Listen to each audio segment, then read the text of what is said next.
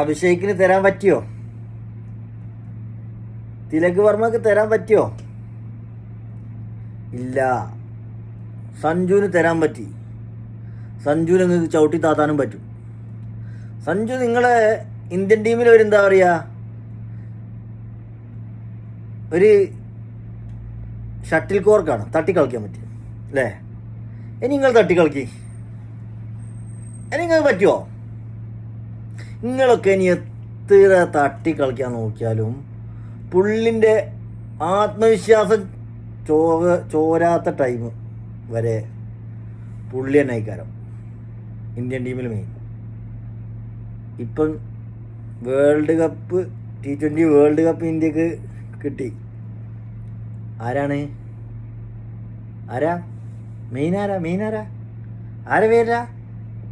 Tournament of the player ആരാ? എത്ര കളി ഞങ്ങൾ കളിപ്പിച്ചേ? അപ്പം നിങ്ങളൊരു കാര്യം മനസ്സിലാക്കണം, നിങ്ങളൊക്കെ ഇനി എത്ര എന്ത് തന്നെ കുലുമാലാക്കാൻ ശ്രമിച്ചാലും ചെക്കന് നിർണായക കളികൾ കളിച്ചിങ്ങാറ്റ് കളികൾ കളിച്ചെന്ന് പറഞ്ഞാൽ പറയാം, അഴിഞ്ഞാടി, അങ്ങനെ തന്നെ പറയണം. ഗ്രീസിൽ അഴിഞ്ഞാട്ടായിരുന്നു. എന്താക്കി? വേൾഡ് കപ്പ് അങ്ങോട്ട് അടിച്ചു തന്ന് ചെക്കൻ തന്നെ. സെമിയിൽ വരെ എത്തൂല, വേറുള്ള ടീമിനെ ആശ്രയിക്കേണ്ട വരെ അവസ്ഥയിലെത്തിയപ്പോൾ ഒറ്റക്ക് നിന്ന് പോരാടി വിജയം കിട്ടി. സഞ്ജു ഓപ്പണിങ്ങിൽ വന്നോ? സഞ്ജു റൺസ് എടുക്കാൻ തുടങ്ങിയോ? ഇന്ത്യ 200ൻ്റെ മുകളിൽ സ്കോർ ചെയ്യുകയും ചെയ്യും, ഇന്ത്യ ജയിക്കുകയും ചെയ്യും. ആ ഒരാളെ നിങ്ങൾ ഇനി എന്തൊക്കെ പറഞ്ഞ് എന്തൊക്കെ ചെയ്യാൻ നോക്കിയാലും ചെക്കനാ. നിങ്ങളിനി എന്തൊക്കെ ചെയ്യാൻ നോക്കിയാലും ചെക്കൻ്റെ ഇമ്പാക്റ്റ് വേറൊരു ടീം കളിക്കാർക്കും തരാൻ പറ്റില്ല. ചെക്കൻ്റെ ഇമ്പാക്റ്റ് എന്ന് പറഞ്ഞാൽ അമ്മാതിരി ഇമ്പാക്റ്റാണ്.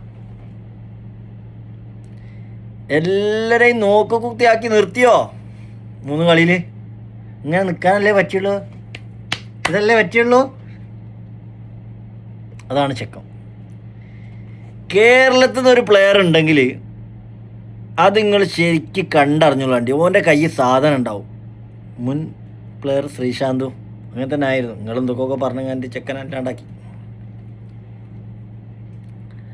കേരളത്തിൽ നിന്നൊരു പ്ലെയർ ഉണ്ടെങ്കിൽ അത് ഇന്ത്യക്ക് വേണ്ടിയിട്ട് കളിക്കാൻ വേണ്ടി വന്നതാണ്, അല്ലാണ്ട് ഇൻഡിവിജ്വൽ സ്കോർ ഉണ്ടാക്കാനോ ഇൻഡിവിജ്വൽ വിക്കറ്റ് ഉണ്ടാക്കാനോ ഒന്നല്ല.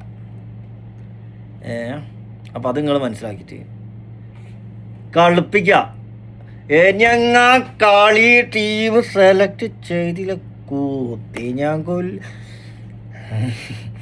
തീർന്നില്ലക്കി. ഇനിയും പറയണമെന്നുണ്ടായിനോ?